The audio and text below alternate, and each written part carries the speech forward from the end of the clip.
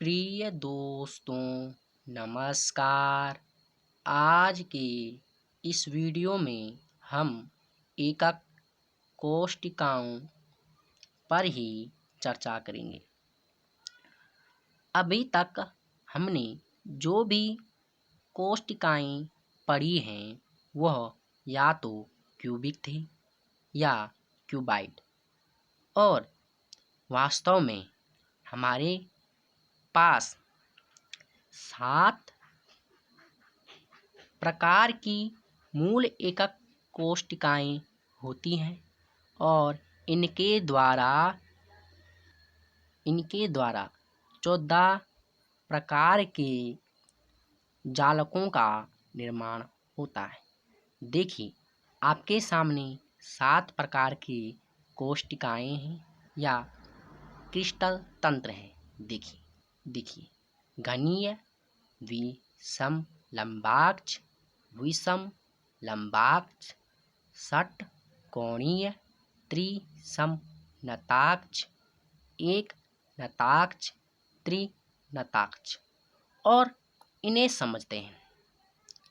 यह किस प्रकार 14 प्रकार के जालकों का निर्माण करेगी।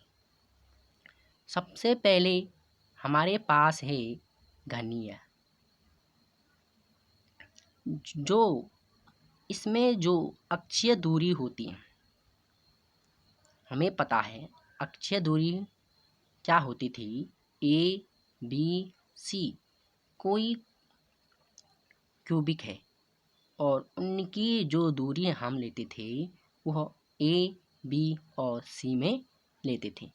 जो घनीय है तो उसमें जो अक्षीय दूरी होती थी वो ए बराबर बी बराबर सी होती थी, और जो अक्षीय कोण होते थे वो alpha equal to beta equal to gamma, तीनों के तीनों 90 अंश के होते थे।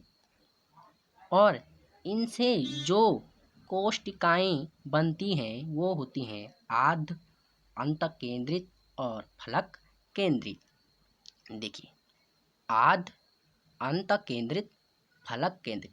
दूसरा है द्विसम लंबाक्ष। इसमें क्या होता है, इसमें लिखा है द्विसम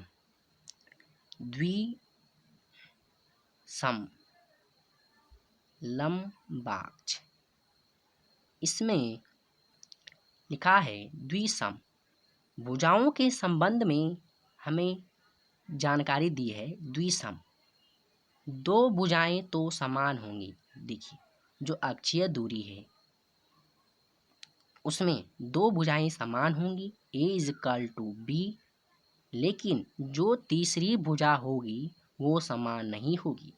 ए equal to B not equal to C. और जो अक्षीय कोण होगा उसके बारे में हमें जानकारी दी है लंबाक्ष। लंबाक्ष का अर्थ है तीनों के तीनों जो भुजाएं हैं वो लंब हैं, तो लंब हैं तो वो 90 अंश का कोण बनाएंगे। तो alpha equal to beta equal to gamma बराबर 90 अंश होगा, जो कि आप देख रहे हैं द्विसम लंबाक्ष में। देखिए, इसमें जो अक्षीय दूरी है A equal to B not equal to C, और अक्षीय कोण है alpha equal to beta equal to gamma बराबर 90 डिग्री। और इससे जो कोष्टिकाएं बनती हैं वो है आद्य और अंतः केंद्रित। तीसरा है विषम लंबाक्ष। इसमें लिखा है विषम लंबाक्ष। इसमें क्या होता है, विषम तीनों के तीनों भुजाएं अलग अलग होंगी, अर्थात देखिए, हम थे विषम लंबाक्ष। इसमें भुजाओं के संबंध में कहा गया है कि तीनों के तीनों भुजाएं विषम होंगी, अर्थात तीनों के तीनों भुजाएं अलग अलग होंगी। तो इसलिए हम कहेंगे A is equal to B is equal to C. ऐसा नहीं होगा, तो यह इस प्रकार होगा, ए बराबर नहीं होगा बी के और बी बराबर नहीं होगा सी के। इस प्रकार हम इसे भुजाओं के संबंध में लिखते हैं। लंबाक्ष का अर्थ है कि तीनों के तीनों भुजाएं एक दूसरे से लंब हैं, अर्थात alpha is equal to beta is equal to gamma जो होगा वो 90 डिग्री के होंगे। और इससे देखिए, यहाँ पर देखिए, ए बराबर नहीं है बी के, बी बराबर नहीं है सी के, और इससे जो अक्षीय कोण है वो है अल्फा बराबर बीटा बराबर गामा बराबर 90 डिग्री। इससे जो कोष्टिकाएं बनेंगी वो है आध, अंत केंद्रित, फलक केंद्रित और अंत्य अंतः केंद्रित। इसमें इस प्रकार की कोष्टिकाएं बनती हैं। तीसरा है षटकोणीय। इसमें क्या होता है, देखिए, इसमें षटकोणीय एक संरचना बनाते हैं। देखिए, षटकोणीय, इसमें 6 भुजाएं होती हैं। इस प्रकार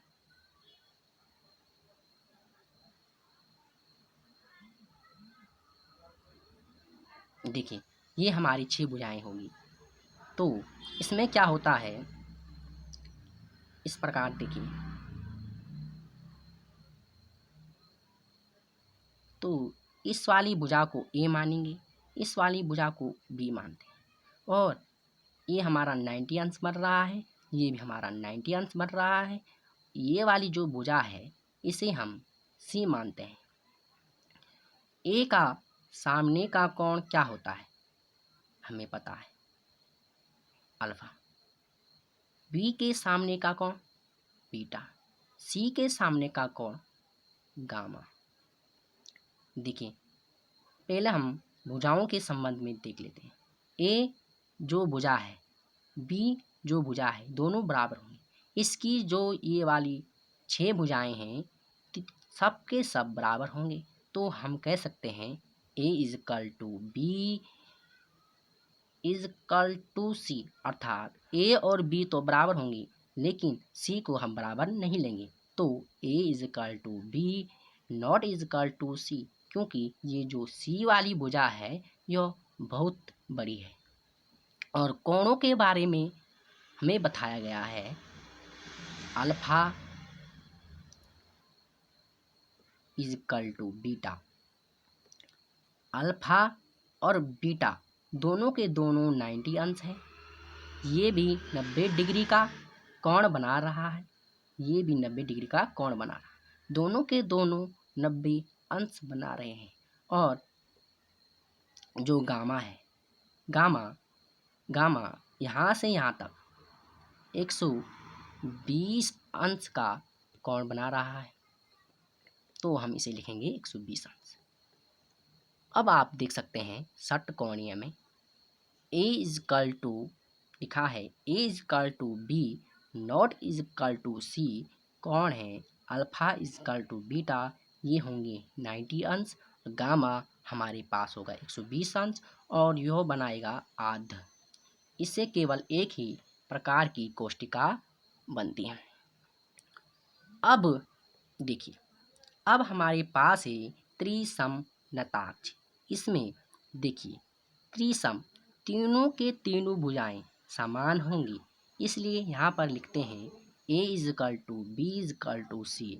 लेकिन नताक्ष का अर्थ है उसमें जो भी कोण है alpha is equal to beta is equal to gamma, तीनों के तीनों 90 अंश नहीं होंगे, क्योंकि कोणों के बारे में हमें यही बताया गया है।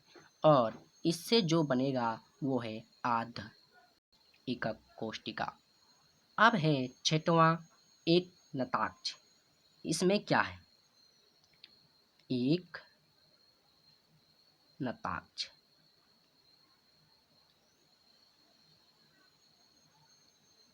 इसमें एक नताक्ष लिखा हुआ है।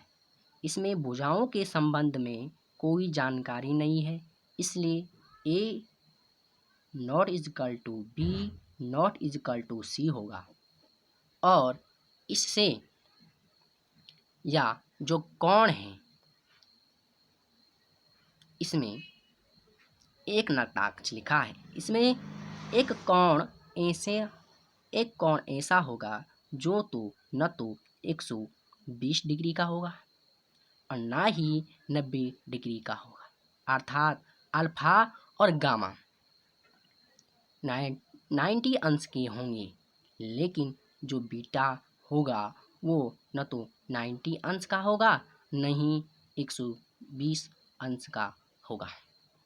और यहाँ पर देखिए लिखा है, इसमें जो अक्षीय दूरी है वह है A not equal to B not equal to C, और कोण बनेंगे अल्फा इजकल टू गामा 90 अंश और बीटा न तो 90 अंश का होगा नहीं 120 अंश का। इससे जो कोष्टिकाएं बनती हैं वो है आध, अंत्य, अंत केंद्रित और लास्ट है त्रिनताक्ष। इसमें भुजाओं के संबंध में कोई जानकारी नहीं है, अर्थात A not equal to B not equal to C होगा। और न तो भुजाओं के संबंध में कोई जानकारी है और न ही कोणों के संबंध में, तो कोण भी वैसे ही होंगे, alpha not equal to beta not equal to gamma, तीनों की तीनों 90 अंश के नहीं होंगे और इससे एक ही कोष्टिका बनेगी, वो है आध एकक कोष्टिका। अब आप इसके नोट्स देख लीजिए। देखिए इस वीडियो में इतना ही। Thank you, have a nice day.